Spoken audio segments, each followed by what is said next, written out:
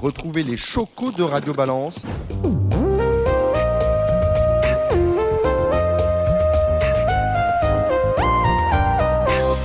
Bonjour et bienvenue dans le Before du Grand National du Trot Paris Turf, une émission que Radio Balance vous propose en partenariat avec le trot la veille de chaque étape.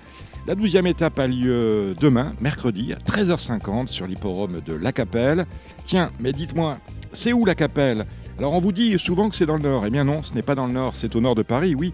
Mais La Capelle est plus exactement située dans le département de l'Aisne, 50 km à l'est de Saint-Quentin. La Capelle, c'est 2000 habitants. Et c'est donc la plus petite commune de France accueillant une étape du Grand National du Trot, circuit dont la société de course locale, qui existe depuis 1874, merci Wikipédia, est l'une des fondatrices. Au départ de cette 12e étape, 16 trotteurs répartis sur 3 échelons de départ sur la distance de 2750 mètres. Pour analyser avec nous cette épreuve, nous retrouverons Cédric Philippe de Paris Turf. Salut Cédric. Bonjour chers amis. Jérémy Lévy, Gigi Turf. Salut Jérém. Bonjour Dominique, bonjour à toutes et à tous. Et Alexandre de Koopman, on suit vos pronos sur la page Facebook. Rappelez-moi l'intitulé de la page. De Coupe Tuyau, bonjour Dominique, bonjour à tous. De Coupe Tuyau, Alexandre de Koopman. Alors messieurs, sur cet anneau de 1609 mètres, c'est la seule piste développant 1609 mètres, ce qui correspond exactement au mile. C'est la seule piste comme celle-là en France, une piste en pouzzolane. Quelle est la bonne tactique, Alexandre de Koopman ? Déjà, c'est un tracé très très sélectif à La Capelle, donc faut pas présumer de ses forces en début de parcours. Maintenant, voilà, on voit que c'est jamais non plus facile de revenir de l'arrière-garde, parce que, encore une fois, je vous dis, il faut vraiment un cheval de tenue pour bien faire La Capelle. Donc je pense qu'il vaut mieux être plutôt bien placé, mais pas en tout cas faire trop d'efforts en début de course. Jérémy ? Eh bien, je partage totalement l'avis d'Alexandre pour m'y être rendu plusieurs fois. Les lignes droites sont très longues, l'arrivée est donnée longtemps. C'est une piste qui est très compliquée pour les chevaux et c'est vrai qu'il vaut mieux vite être bien placé sans pour autant aller trop vite. C'est vrai qu'il est compliqué de refaire du terrain. Alors paradoxalement, c'est difficile de refaire du terrain sur cette très grande piste sélective et avec cette longue ligne droite. J'ai du mal à me l'expliquer justement, mais c'est peut-être certainement comme l'a dit Alex, parce que il est très très compliqué de faire cette piste et que ça requiert beaucoup de tenue. Alors justement, lorsqu'on regarde le palmarès, on s'aperçoit que gagner en rendant les distances est une chose très compliquée. Et il faut aller loin finalement dans le palmarès de cette étape pour trouver un lauréat à 25 mètres. En 2015, nous avions Richmond Park et en 2013, Swedishman. Et c'est pratiquement à peu près tout pour ce siècle. Et pourtant, les favoris, on va les trouver au deuxième échelon. Alors est-ce que ça veut dire qu'on va vers un quintet surprise, Alexandre ? Non, je pense pas qu'on va avoir un quintet surprise. D'ailleurs, ça paraît limpide, je trouve, avant le coup. On a un cheval comme Delfino qui va faire, à mon avis, le spectacle et qui est vraiment au sommet de son art actuellement. Je pense qu'il peut lui rendre la distance. Après, on a des concurrents en tête qui sont de très bonnes bases comme Goubaroc ou Fly Speed. Jérémy. Je vais vous reprendre Dominique. Oui. Je veux juste vous reprendre sur un petit point. Aubryon du Gers avait rendu victorieusement la distance en 2016 à un certain Baltic Charm. C'était une des plus belles étapes du GNT à La Capelle. Ça m'a échappé. Vous faites bien de... Pourquoi ça m'a échappé Ah oui, parce parce que je travaille avec Eugénie et puis là ils m'ont mis Amiens, c'est vrai. Ils m'ont pas mis La Capelle. Allez savoir pourquoi. Donc on retient qu'Aubryon du Gers, mais c'était Aubryon du Gers, ce n'était pas Exactement. Delfino. Et par rapport à ce que vient de dire Alexandre, Jérémy, vous souhaitez... je vois vraiment un match à 3 entre justement Delfino qui rendra 25 mètres et les deux concurrents de tête que sont Fly Speed qui lui peut aller de l'avant en plus, donc c'est un gros avantage et qui est dur en plus à l'effort et en tête qui est capable aussi d'aller très loin, c'est Goubaroc qui va certainement se servir du sillage de Fly Speed pour tenter son va-tout. Et voilà, moi je vois avant le coup un match à 3 et je pense que c'est jouable pour Delfino de rendre la distance. Les deux chevaux les plus rapides sur le parcours pour ceux qui ont déjà couru, parce que certains découvrent d'où couriront à cette occasion La Capelle, ce sont Darlington Park, entraîné, drivé par Frédéric Sonnet, et un certain Euroduchesne qui a une belle carte à jouer, on en parlera tout à l'heure. On va aller voir notre invité, c'est Philippe Daugeard. Philippe Daugeard, il a 2 concurrents, ce sont ses premiers concurrents dans ce circuit 2021. Il y a Césario Bello qui porte ici le numéro 4 qui est ferré, associé à Monsieur Olivier. Et lui, Philippe, sera au sulky de B1 des Tirons qui reste ferré également. Et il a dans les autres courses, ça peut être intéressant pour les Jeux. 4 autres partants, on retrouve tout de suite Philippe Daugeard. Philippe Daugeard, la première question, elle n'est peut-être pas à votre avantage. La première question que j'ai envie de vous poser, c'est que venez-vous faire dans cette galère avec Cesario Bello et Biwan des Tirons par rapport à des chevaux qui jouent la gagne? On pense notamment à Crack Money. Moi, je dirais qu'ils ont fait un challenge. Moi, je ne l'ai pas fait. J'ai 2 chevaux d'âge, donc 9 ans et 10 ans. On n'a pas trop le choix des engagements. Malgré tout, j'ai des chevaux qui me paraissent en forme et qui peuvent jouer les places. Cesario Bello connaît bien la Capelle. Il a d'ailleurs réussi un très bon chrono sur cette piste. Est-ce que c'est votre meilleure chance? Non, je pense que c'est Biwan des Tirons la meilleure chance. Biwan des Tirons sur un parcours de longue haleine comme ça et tout. Je pense qu'il est capable de revenir sur Cesario. Donc Philippe, les gens doivent se poser la question, pourquoi on laisse Biwan des Tirons ferrer? J'ai trouvé l'autre fois à Argentan que il avait souffert un petit peu de ses pieds et que pour finir, je pouvais pas trop le lâcher. Donc il va être ferré très léger. Mais je pense que de garder du confort, ça va être un peu mieux. Ok. Alexandre? Et pour Biwan des Tirons, Monsieur Daugeard, est-ce que le cheval n'est pas un peu meilleur corde à droite? Tout à fait, mais l'un comme l'autre. Après, Biwan des Tirons, il a quand même fait ses preuves à Vincennes, à Anguin ou ailleurs. Donc on traverse dans les virages. Donc il donne de la tête, mais ça n'empêche pas de faire ses courses. Voilà. Cesario Bello est aussi un petit peu meilleur à droite, malgré il tourne quand même bien l'un et l'autre, surtout sur une piste comme la Capelle où ça se tourne relativement facilement. Alors, au niveau du flambe et du jeu pur, on garde les deux dans un quintet ou on ne garde que B1? Bah, écoutez, là, c'est votre travail de pronostiqueur. Moi, je dirais que je pense que B1 a un peu plus de chance, donc je sais bien qu'on court pas tout seul, il y a l'opposition et tout ça. Mais écarter totalement Cesario, je dirais pour être 4-5e, je pense qu'il faut pas totalement l'écarter. Après, donc, c'est vous qui ferez votre choix, les gars. D'accord, on fera comme ça, mais dans le quintet, plutôt B1 en base, on l'a bien compris. Vous avez d'autres concurrents au départ de différentes épreuves de ce programme de la Capelle. Vous avez notamment Imo Rollo dans la 4e. Imorolo, c'est un poulain que j'aime bien, qui est pas très précoce, qui a fait de la croissance. Il est pas toujours égal à lui-même. Donc, certes, il a gagné 2 courses sur 3, mais je pense qu'il monte de catégorie, que ça va pas être facile. On a dans la 6e, prix du pays de tirage, Guignol de Chardet. Guignol de Chardet, l'autre jour à Anguin. Donc, j'ai eu aussi un petit peu de mal à le virer. J'avais voulu essayer d'améliorer des choses et donc j'avais eu une ferrure plus légère qui lui a pas trop convenu. Là, je lui ai remis un petit peu de confort. La Capelle, c'est pareil, ça va aller. Faut que j'enraîne un petit peu plus. C'est vrai que l'autre jour, j'ai voulu tenter, et j'ai pas réussi, mais je pense qu'il peut se racheter un petit peu de sa performance d'Anguin. Et donc, je pense qu'il peut faire l'arrivée, Guignol de Chardet. Vous confiez Farceur de Mai à Arthur Rebèche. Une belle chance, un cheval régulier. Ouais, c'est un cheval qui est plutôt spécialisé dans le monté. Arthur s'en entend très bien. Et donc, il est en forme après. Donc, c'est pareil, c'est un cheval qui a fait toute la saison. Mais je pense qu'il est resté bien. Il peut tirer son épingle du jeu, bien que lui aussi soit ferré. Ses pieds, donc, avaient pris un petit peu lors de la dernière course à Toulouse. Mais il va être ferré très léger. Je pense que ça ne va pas le déranger non plus. Et dans la dernière du programme, vous retrouvez Espoir des Champs qui reste sur une disqualification dans le prix Fernand Floribert Dubois. Là, il avait des excuses, le cheval. Donc, ça avait repris devant. Il y a eu un tassement, donc il faut galop à Chartres. Malgré tout, le cheval est bien. Il y a des 6 ans qui me paraissent assez forts dans cette course. Mais je pense qu'il peut se défendre aussi pour les places, Espoir. Il est resté bien et j'en attends une bonne course. Une dernière question, messieurs, à Philippe Daugeard. Non, mais je vais juste en profiter pour passer un petit bonjour à notre confrère Steve Voisin de Génico, oui. qui est le propriétaire, l'un des propriétaires d'Espoir des Champs. Voilà. Eh ben voilà qui est dit. Merci. Non, Dominique, oui, Cédric. Est-ce que Philippe a préparé 1, 2, voire 3 chevaux pour le meeting de Vincennes, le meeting d'hiver qui commence à grand Dans 15 jours. Dans 15 jours, on y est. Philippe.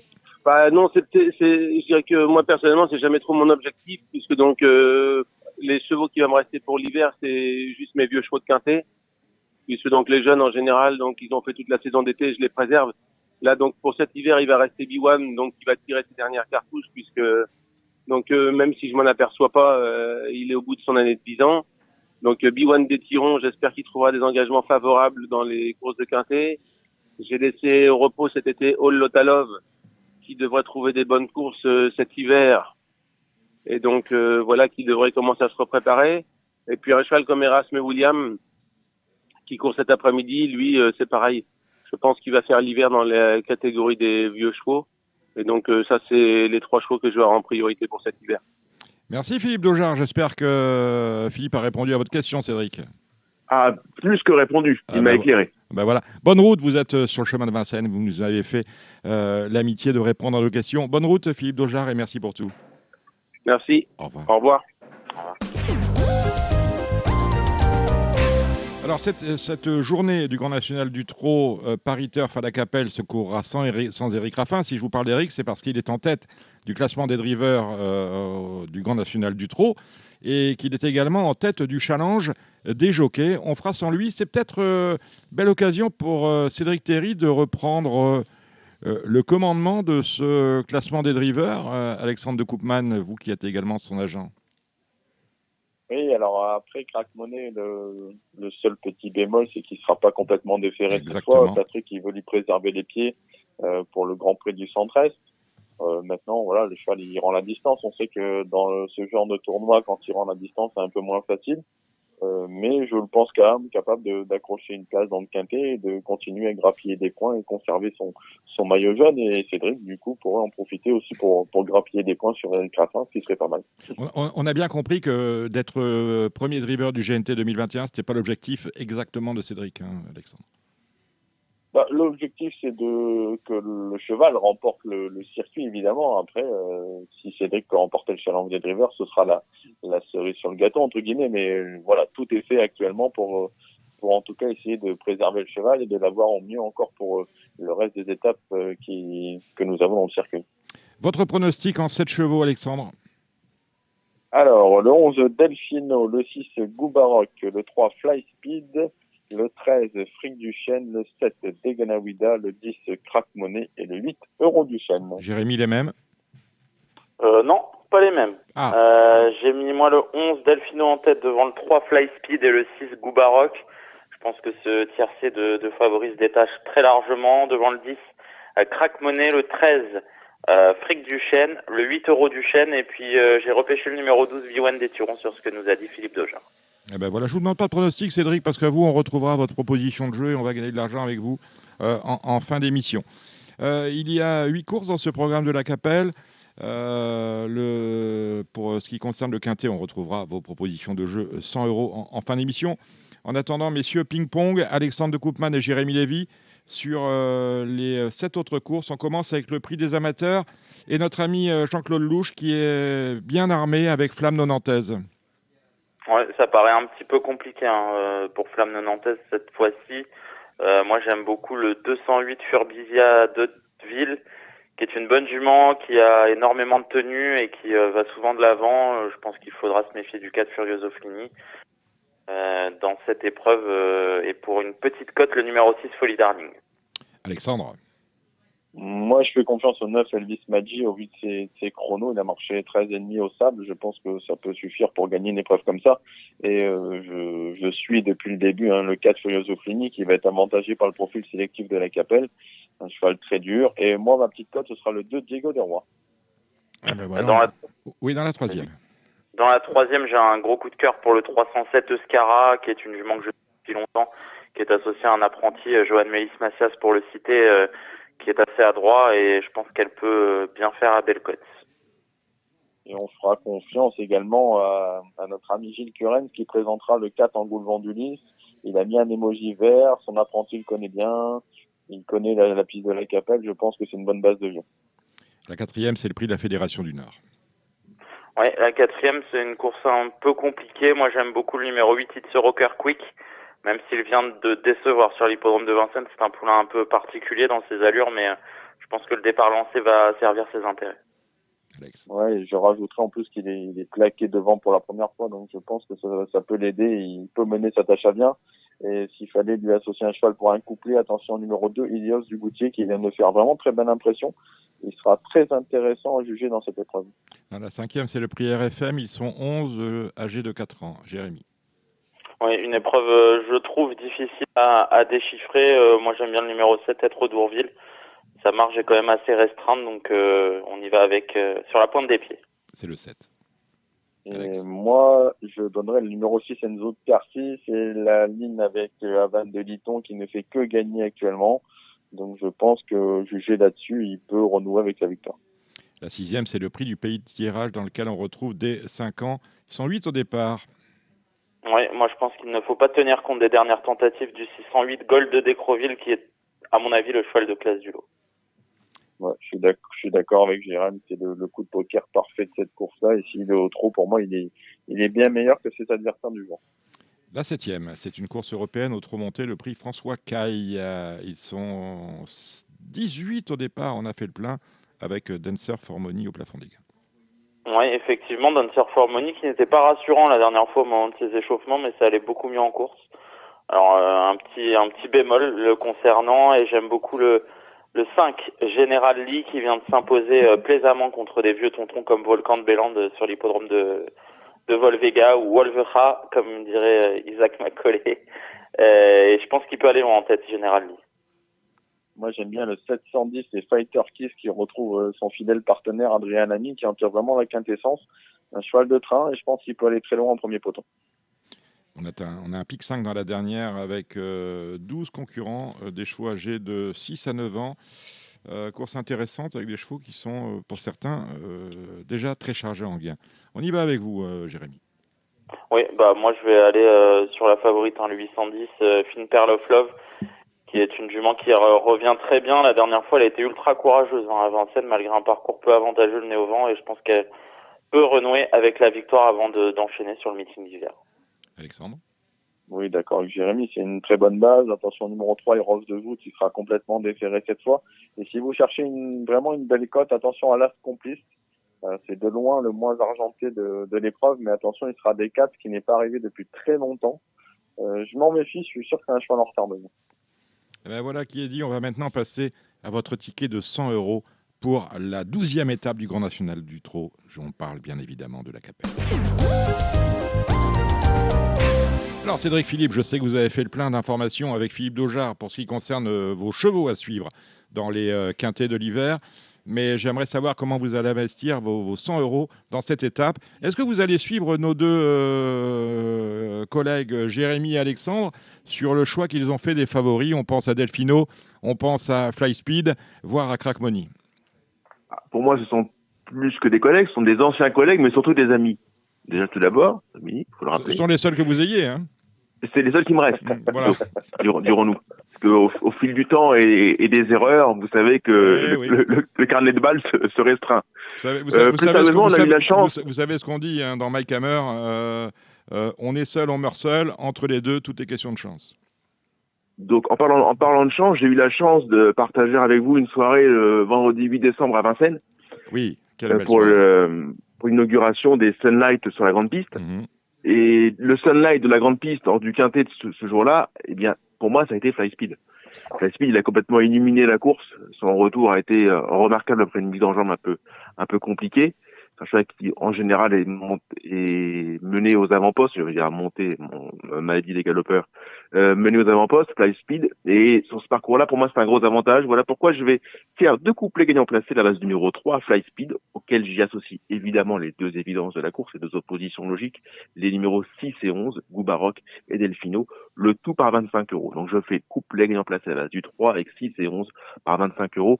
Je vais au plus simple, mais je lutte aussi contre un prélèvement assez fort dans les jeux combinés importants. Voilà pourquoi je vais au couplet, là où on me prend le minimum. Enfin, le minimum, c'est dans le simple, mais je préfère jouer au couplet.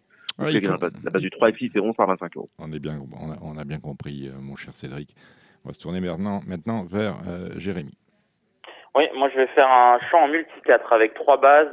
Vous l'avez compris, les 3 favoris sont de super bases, le 3, le 6 et le 11. Et je leur associe 6 concurrents, l'As, le 5, le 8, le 10, le 12 et le 13. As, 5, 8, 10, 12 et 13, donc avec la base de 3, 6 et 11. Je le fais par 10 euros, ce qui va me coûter, si je ne m'abuse, 60 euros. Et ensuite, je vais faire un petit peu comme Cédric Philippe. Je vais un petit peu copier.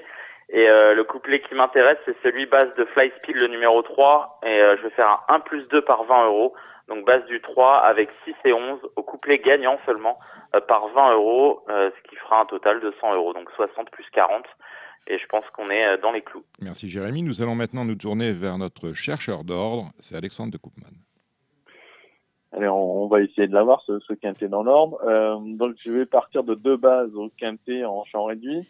Donc, mes 2 bases, le 11 Delfino et le 6 Goubaroc. Derrière, je mets 3 X. Je leur associe 6 chevaux. Le 3, le 5, le 7, le 8, le 10, le 13. Ce qui fait un jeu à 60 euros en flexi 25%. Je vais faire le même jeu au multi avec les mêmes chevaux, les mêmes bases, qui va faire un jeu à 22,50 euros à 50%. Et il va me rester 17 euros que je vais mettre gagnant sur le numéro 11 Delfino. Merci Cédric Philippe de Paris Turf. Merci Jérémy Lévy. Merci Alexandre de Koopman. Prochain Before, ce sera le mardi 9 pour la 13e étape du Grand National du Trot qui aura lieu, celle-là, sur l'hippodrome de Nantes. Nous y serons d'ailleurs, à Nantes. D'ici là, portez-vous bien. On se retrouve vendredi pour la grosse émission de Radio Balance. On a fait de l'audience la semaine dernière avec notre débat comment relancer le pari hippique en France. Je vous invite à la réécouter. On débriefera un peu ce débat la semaine prochaine. En attendant, jouez bien sur cette étape du Grand National du Trot, cette 12e étape du Grand National du Trot à la Capelle. Et d'ici là, portez-vous bien. À bientôt. Merci.